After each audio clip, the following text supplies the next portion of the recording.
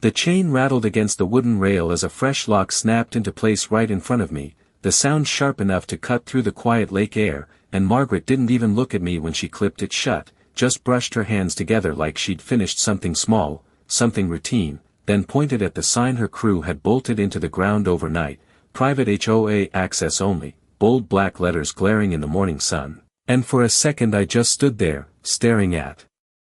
my own shoreline like I'd taken a wrong turn somewhere, like this couldn't possibly be happening on land my grandfather bled for, but the smell of wet wood and motor oil told me it was very real, and the slow hum of engines behind me made it worse, because cars were already lining up, waiting to cross, waiting for permission that somehow didn't belong to me anymore, and that's when I noticed something else. Something that didn't sit right at all, because every single one of them had to stop. Exactly where I was standing, no way around it, no alternate path, just this narrow stretch of timber stretching out over the water like a single thread holding the whole place together, and Margaret finally turned, gave me that thin smile, the kind that never reaches the eyes, and said if I wanted access, I should have joined like everyone else, her voice light, almost friendly, like she was offering me a deal instead of taking something that was never hers, and behind her, I could see her. People moving fast, installing a keypad, stacking brochures, even setting up a little table like this was some kind of resort opening, and the lake looked different suddenly, quieter, like it was watching all of this unfold, like it knew something she didn't, and I felt the rough grain of the railing under my fingers, felt the faint vibration of tires creeping forward behind me, inch by inch, everyone waiting for that lock to open, waiting to pass through a space that felt smaller with every second, tighter, controlled, and that's when a memory hit me, clear and sharp, my grandfather's voice cutting through years of dust, telling me one simple thing about this place that I hadn't thought about in a long time, something about how access works out here, something about how land and water don't matter nearly as much as the one thing connecting them, and I glanced down the length of that bridge again, really looked this time, at the bolts, the posts, the way it anchored into the ground, and suddenly the whole scene shifted just a little, just enough to feel off in a different way, because Margaret thought she had taken the lake, but she hadn't noticed what everything here depended on, and neither had anyone else lining up behind me, engines idling, patience thinning, all of them waiting to cross something they didn't understand yet, and I didn't say a word, I just stepped aside and let the silence sit there between us, heavy, unfinished, because something about this setup felt temporary, like a move made too fast, like a piece placed on a board without checking what it was sitting on, and as the first car rolled forward, tires creaking onto the wood, that old voice in my head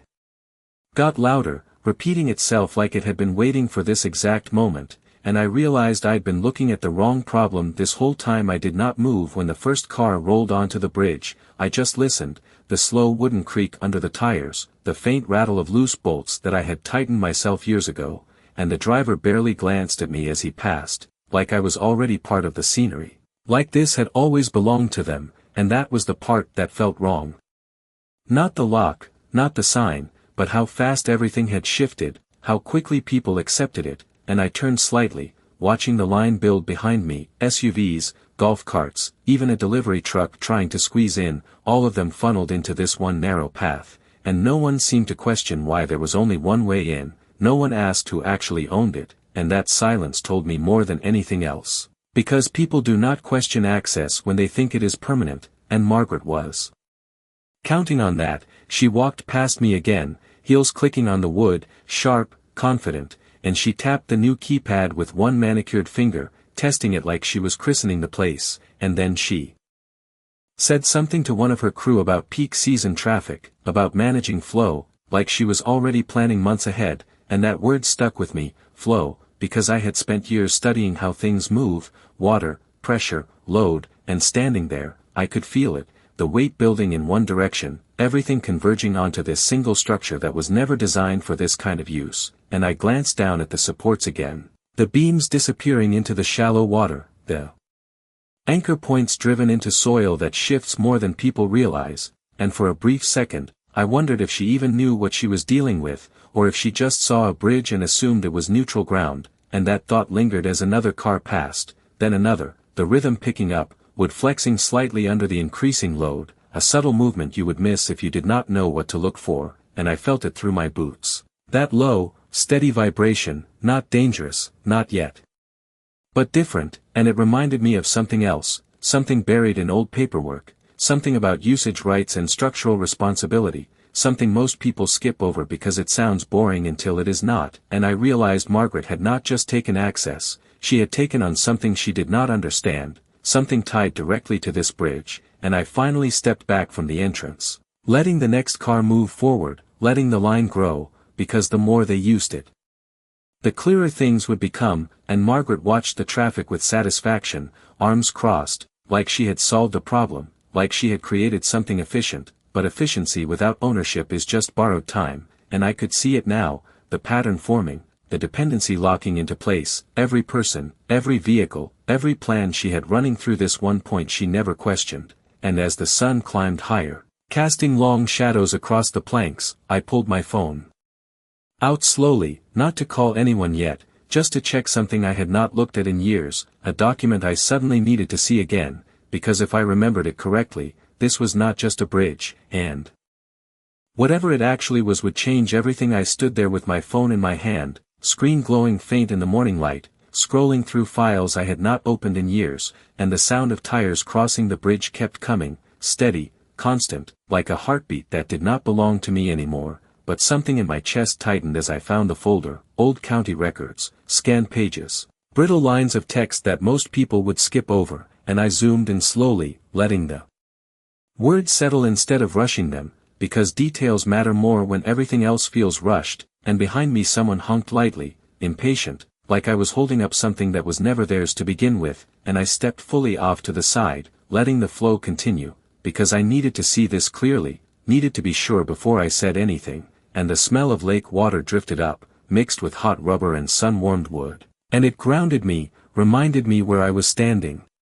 What this place actually was, not what Margaret was trying to turn it into, and then I saw it, a single line buried halfway down the page, easy to miss unless you knew what you were looking for, something about exclusive structural ownership and controlled access rights, tied specifically to the bridge, not the lake, not the surrounding land, just the bridge, and I read it again, slower this time, making sure I was not filling in gaps with memory, because memory can lie when you want it to be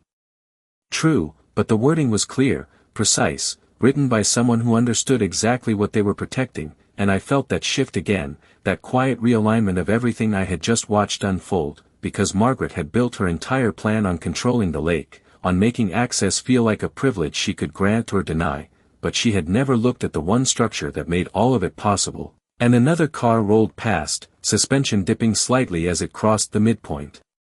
And I watched the driver's hands on the wheel, relaxed, unaware, like he was driving through a neighborhood street, not across something legally defined in a way that could stop him cold if it came to it, and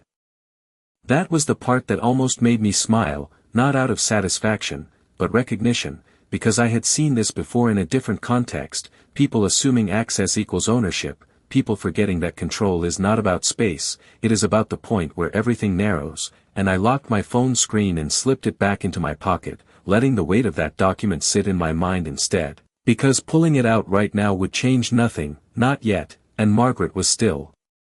moving around behind the table, talking, organizing, acting like this was permanent, like she had already won something that had not even been challenged, and I took a slow breath, feeling the air move through my chest, steady, measured, because this was not a moment for reaction, this was a moment for patience, and the line of cars kept growing, stretching further back than it had been earlier, people waiting, trusting the system she had created in less than a day, and that trust was exactly what would matter later, because the more they relied on this, the harder it would hit when it stopped, and I turned my head slightly, looking down the full length of the bridge again, seeing it not as a path, but as a boundary, something defined, something owned, something that did not answer to a sign or a keypad or a temporary claim, and Margaret still had not asked the one question that would have changed everything, and I realized she probably never would until it was too late. Margaret started moving faster as the morning went on, her voice sharper, more confident, like the longer this went unchallenged the more real it became, and I watched her hand out printed passes to people she had never spoken to before, each one stamped with that same phrase, private access, and the paper made a dry snapping sound every time she tore one free, a small detail, but it repeated over and over until it felt like a rhythm, Like something being reinforced, and the line of cars kept growing. Stretching past the bend in the road where you could not even see the end anymore, and that told me something else. This was not just a quick grab, this was organized, planned, something she had been setting up long before this morning, and I glanced at the sign again, the bolts already biting deep into the post, fresh metal against old wood, and it hit me how permanent she wanted this to feel, even if it was not, and a man stepped out of his truck near the front of the line, asking about seasonal access, about bringing guests, and Margaret answered without hesitation, like she had rehearsed it, like she had already decided what this place would become, and I noticed she never once looked down the length of the bridge while she spoke, never traced where it actually led or how it connected, and that absence of attention stood out more than anything she said, because people who understand control always look at the connection points, always check the edges, and she was focused entirely on the surface, on the lake, the view, the value, and not the structure holding it all together. And another vehicle rolled across, heavier this time, something with a trailer hitch, and the bridge gave a slightly deeper groan, still steady, still holding, but different, and I could see one of her crew glance down for a second, just a flicker of uncertainty before they went back to setting up their table, and that flicker told me even they felt it, even if they did not understand it, and the sun had climbed high enough now that the glare off the water made everything look sharper, edges more defined, and I shifted my stance, feeling the heat starting to rise through the planks under my boots. And for a moment everything slowed, the sound of engines, the murmur of voices, the steady creak of wood, all blending into something almost mechanical, like a system running exactly as intended, except it was not my system, and that was the part that mattered, and Margaret walked back toward me again, stopping just close enough to make it clear she expected me to move if she needed the space, and she tilted her head slightly, studying me like she was trying to figure out why I was still here. Why I had not argued, not protested, not made a scene, and that curiosity in her expression was new, small, but there, because silence can be harder to read than anger, and she said something about community improvements, about shared value, words that sounded polished but felt hollow standing where we were, and I just nodded once, not agreeing, not disagreeing, just letting her keep talking, because the more she committed to this, the less room she would have later, and another car rolled past between us, the driver glancing back and forth like he could feel something was off but could not place it, and I watched the tires press into the wood, watched the slight flex ripple outward, and I realized something else then, something simple but important. This was no longer about whether she had taken access, it was about how many people now depended on it, and as that number climbed, the weight of what she had built kept increasing, and she still had not asked the one question that would have stopped her before any of this started. The line did not stop growing. It stretched farther down the road until the sound of engines blended into a low, constant hum, and I could feel it through the soles of my boots, a steady pressure building in one direction, and Margaret stood there like she was conducting it, waving cars forward, handing out passes, her voice rising just enough to stay in control, and every time someone asked a question, she had an answer ready, clean, confident, like she had rehearsed every scenario except the one that actually mattered, and I watched her carefully, not what she said, but what she ignored, because she never once mentioned the structure they were all using. Never once pointed to the bridge beneath their feet, and that absence kept getting louder the longer I stood there, and a breeze moved across the water, carrying the faint smell of algae and sun-warmed wood, and it hit me again how much this place had always been about balance, slow use, careful wait, nothing rushed, nothing forced, and now everything was moving faster than it should, more cars, heavier loads, constant traffic where there used to be long stretches of quiet, and I could see the change in the bridge itself, not damage, not failure, just strain, the kind you only notice if you know what normal feels like, and another truck rolled across, this one pulling a small fishing boat. The added weight making the planks dip just a fraction deeper, and one of Margaret's crew stepped back instinctively, like his body understood something his mind had not caught up to yet, and Margaret did not even look, she kept talking, kept smiling, and that disconnect told me everything I needed to know, because control without awareness always carries a cost, and she had just placed that cost onto something she did not own, and I shifted my gaze past her, down the full length of the bridge. Again, tracing the line from this entrance all the way to the far side where it met the shoreline, and I pictured the document in my head, the exact wording, the way it tied access to ownership, not of the water, not of the land beyond, but of this narrow, unavoidable connection point, and I realized something else then, something even more important. She had not just created dependency, she had concentrated it, funneled everything into one place that could not be bypassed, and that made her entire system fragile in a way she did not see. And a man near the front asked about weekend traffic limits, about whether the bridge could handle more volume, and Margaret laughed lightly, waving it off, saying it had been here for decades, like age alone meant capacity, and I felt my jaw tighten slightly at that, not out of anger, but recognition, because that assumption was exactly what people make before something shifts, before they realize structure is not just about existence, it is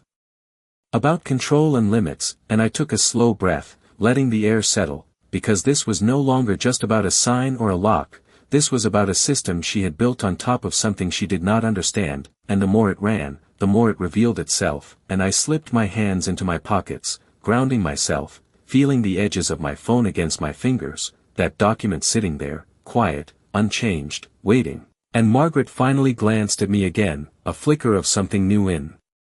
her eyes, not concern, not yet, but curiosity, because I still had not reacted the way she expected, and that was starting to bother her, just a little, and sometimes that is all it takes for someone to start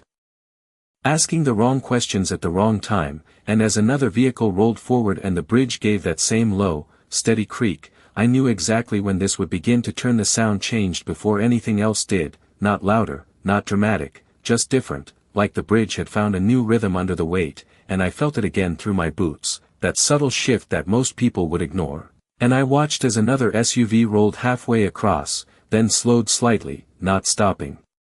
Just hesitating for a second, like the driver sensed something off but could not name it, and that hesitation told me we were getting closer to the point where awareness starts creeping in, and Margaret noticed it too. I saw it in the way her smile tightened just a fraction, the way her eyes flicked toward the bridge and then away again like she did not want to linger on it, and she clapped her hands once, sharp, pulling attention back to her, telling people to keep moving, keep the line flowing.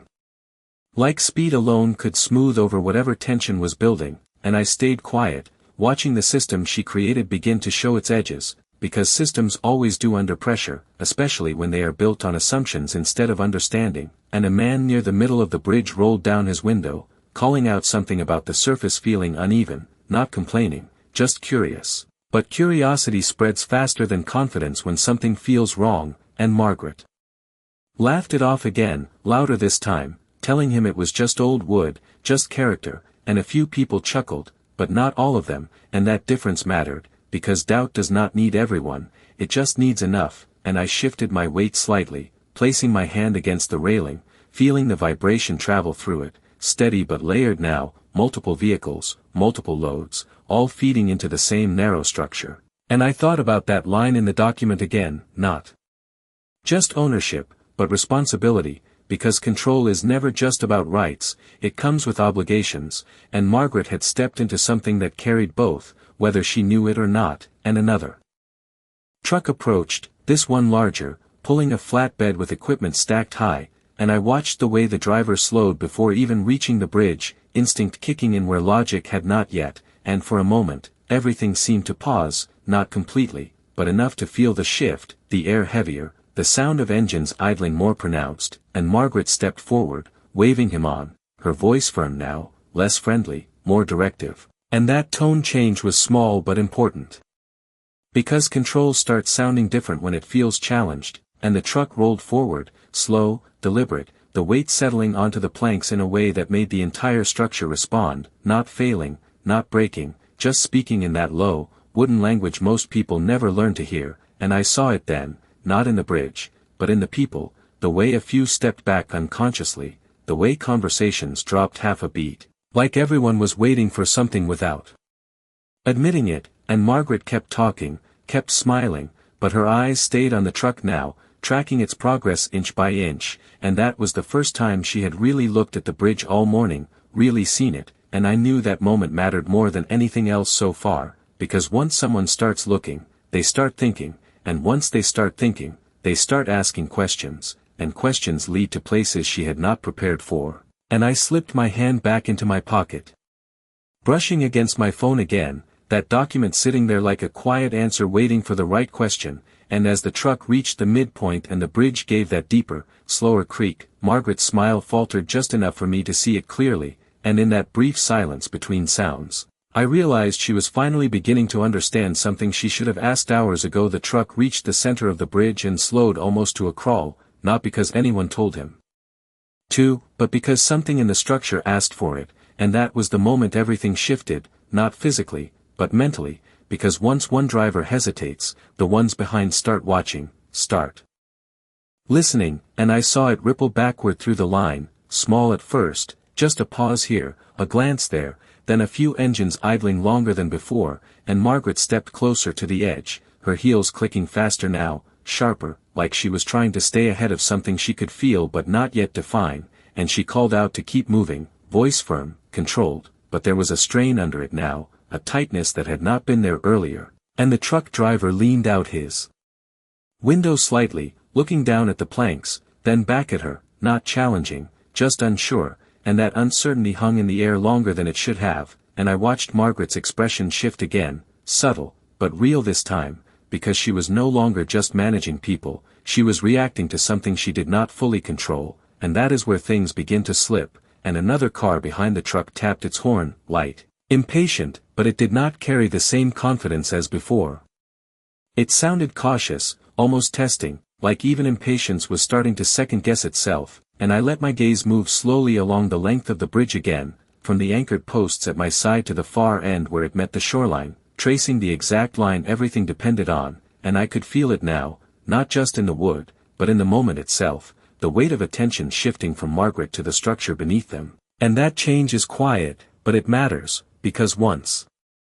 people start noticing the thing they depend on, they start asking who controls it, and Margaret turned back toward me again, more directly this time, her eyes holding mine for a second longer than before, like she was finally trying to place me in all of this, trying to understand why I was still here, still calm, still not reacting the way she expected, and she opened her mouth like she was about to say something different, something more pointed, but then the truck creaked forward another few feet, the sound deeper now, slower, and it pulled her attention back again, and that hesitation told me everything, because she still had not connected the two things that mattered most, the bridge and me, and until she did, she was operating on borrowed confidence, and the people behind the truck were starting to shift in their seats, some leaning forward, some looking down, others glancing at each other like they were waiting for someone else to decide what this meant, and that shared uncertainty is what changes a crowd, not all at once, but enough to alter the tone, and I could see one of her crew step closer to her, speaking quietly, probably asking something about load or limits or safety, words that should have been considered long before this morning, and Margaret nodded quickly, dismissively, but her eyes flicked back to the bridge again, just for a second, and that second was enough, because it meant she was finally looking at the right thing, even if she did not understand it yet, and I felt my phone press against my hand inside my pocket, that document still there, still silent, and I realized this was the moment it would start to matter, not because of what it said, but because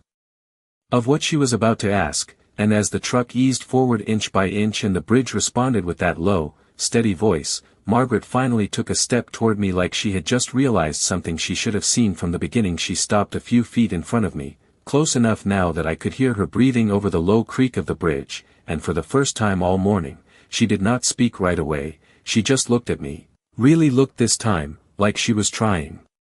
to solve something that had been in front of her the entire day, and behind her the truck inched forward again, slow, careful, the driver watching both the planks and Margaret like he needed permission from both, and that hesitation stretched the moment, made everything feel quieter even with engines still running, and then she finally said it, not loud, not confident, just a simple question, who owns this bridge? And the way she said it told me she already knew the answer mattered more than anything else she had done today, and I did not rush, I let a second pass, then another, because timing matters when people finally ask the right question, and I glanced down at the wood beneath us, at the worn grain, the metal fasteners, the slight flex under the weight that had been building all morning, and I answered in the same calm tone I had used the entire time, I do, and nothing about my voice changed, but everything around us did, and she blinked once, quick, like she needed to reset what she had just heard, and her eyes flicked past me, tracing the entrance, the posts, the narrow width, and then out across the span for the first time with real attention, not just a glance, but a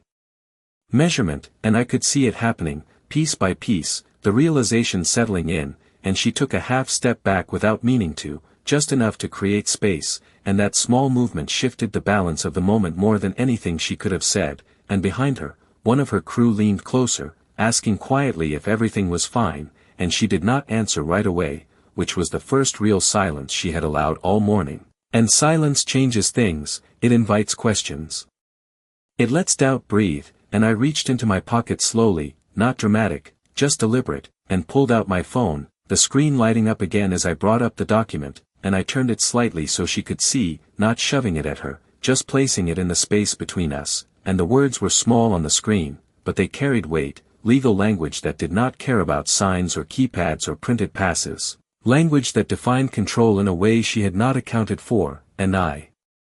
watched her eyes move across it, not reading everything, just enough, just the parts that mattered, exclusive ownership, controlled access, no easement granted, and that last phrase lingered, because it removed the assumption she had been operating under, the idea that access could be shared simply because it always had been, and she looked up at me again, slower this time, and there was something different there now, not authority, not confidence, but calculation, like she was trying to figure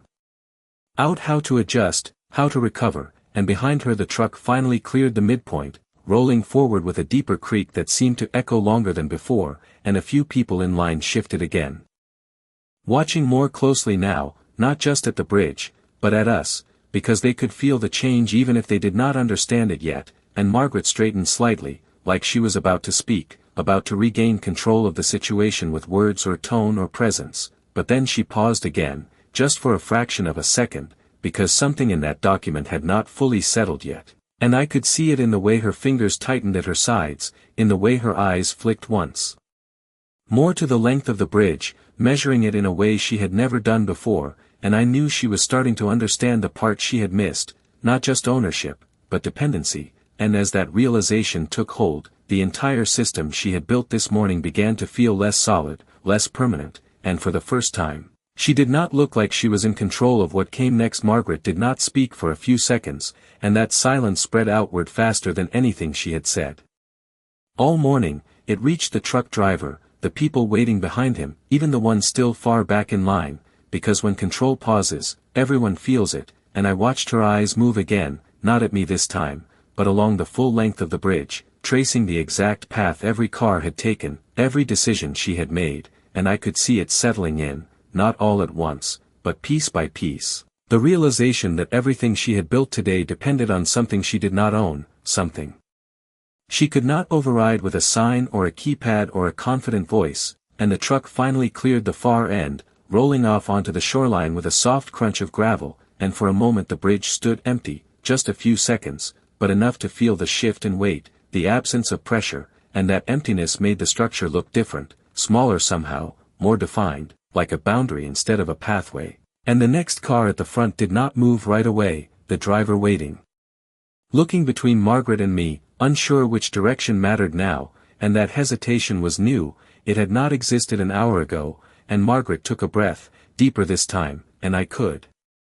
see her trying to regain control, straightening her posture, lifting her chin slightly, like she could step back into the role she had created, but something had already changed, something she could not reverse with posture alone, and she glanced at the keypad, then at the line, then back at me, and that sequence told me everything, because she was no longer deciding, she was calculating. And calculation comes after control starts to slip, and one of her crew stepped closer again, speaking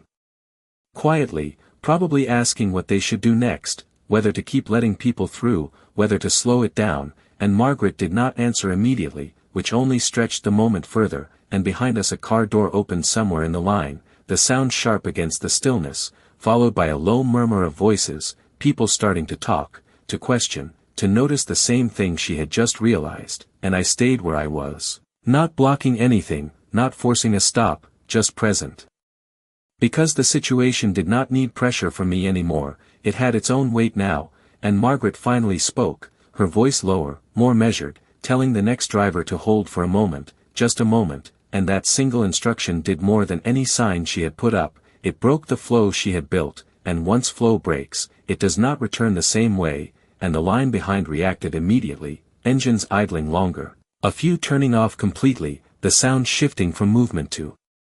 waiting, and waiting changes how people think. It gives them time to look around, to question what they are part of, and I could see more eyes now, more attention on the bridge itself, on the narrow width, the worn boards, the simple fact that there was no other way in, and Margaret looked at me again, not with confidence, not even with frustration, but with something closer to recognition, like she was finally seeing the full shape of what she had stepped into, and I did not say anything else. I did not need to, the document had already done its work, and the bridge beneath us carried the rest, and as the quiet stretched just a little longer and no one moved forward, I realized the system she built had already stopped working, even before anyone officially said it had to.